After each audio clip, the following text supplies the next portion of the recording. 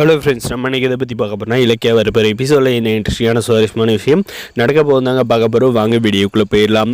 இந்த அஞ்சலி பார்த்திங்கன்னா ஒரு எக்ஸ்ட்ரீம் மேலே போயிட்டு எனக்கு வந்து பணம் வேணும், அந்த இலக்கிய வந்து நான் வந்து அழிச்சே ஆகணும் அப்படின்றதுல பார்த்திங்கன்னா உறுதியோடு இருந்தாலும் வந்து பணம் கிடைக்காதனால வந்து பைத்தியம் பிடிச்ச மாதிரி வந்து பண்ணுறாங்க. அதுக்காக நம்முடைய சிந்தாமணியோட கழுத்தில் இருக்கிற தாலியை வந்து பார்த்துட்டு இந்த தாலியை வந்து பிடுங்க பார்க்குற அம்மா, எனக்கு இந்த தாலியை கொடு, நான் வந்து இதை விற்று அந்த இலக்கிய வந்து அழிச்சே தீருவேன் அப்படின்ற மாதிரி வந்து சொல்கிறாங்க.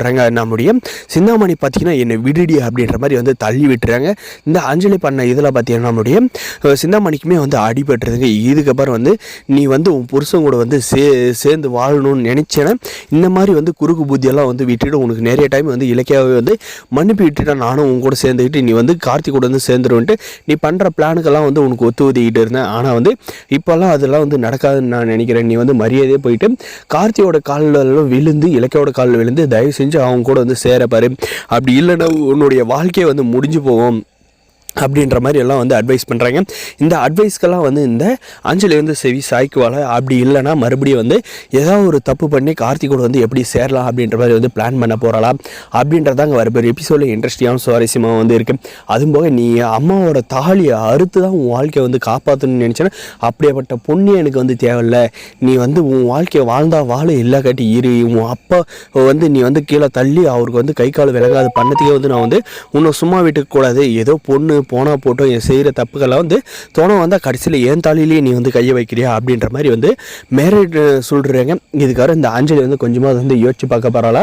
நம்முடைய இலக்கியா வந்து சொல்லிட்டாங்க, அஞ்சலி மரியாதையை வந்து சொல்கிறேன், திறந்த வழியை பாரு அப்படின்ற மாதிரி வந்து சொல்லியிருந்தாங்க. இதை வந்து யோசிச்சு பார்த்துட்டு நம்ம வந்து பேசாது வந்து எந்த ஒரு தப்பும் பண்ணாது பேசாது திருந்திட்டு போய் கார்த்தியோட காலில் வந்து சரணாகதியாக ஆயிடலாம். அப்போ தான் வந்து நம்ம வந்து கார்த்தி வந்து மன்னிச்சு கொஞ்சமாக அதை வந்து ஏற்றுக்குவான் அப்படின்ற எண்ணம் வந்து வரப்போதா. இல்லை நம்ம இலக்கியாவை வந்து எப்படி வந்து அழிச்சு அந்த வீட்டுக்குள்ளே வந்து நுழைஞ்சி பைரிய கூட சேர்ந்துட்டு மறுபடியும் நான் எப்படி அந்த வீட்டில் இருக்கிறதெல்லாம் வந்து கொள்ளையடிக்கிறது அப்படின்ட்டு வந்து யோசிக்க போகிறோம்.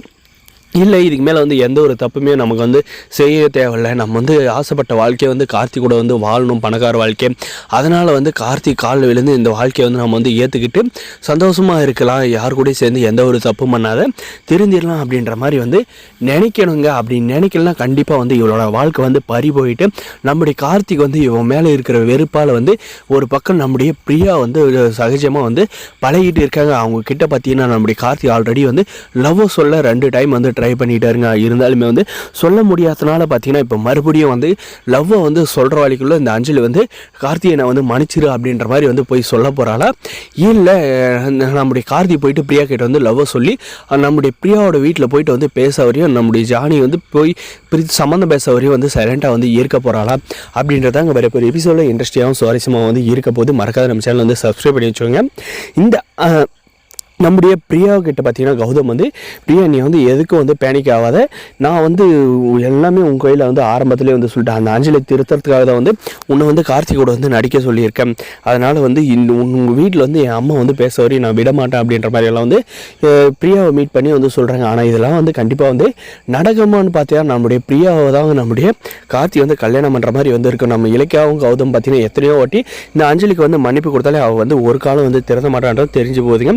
வரப்போகிற எபிசோட் இதை எனக்கு மறக்காத சப்ஸ்கிரைப்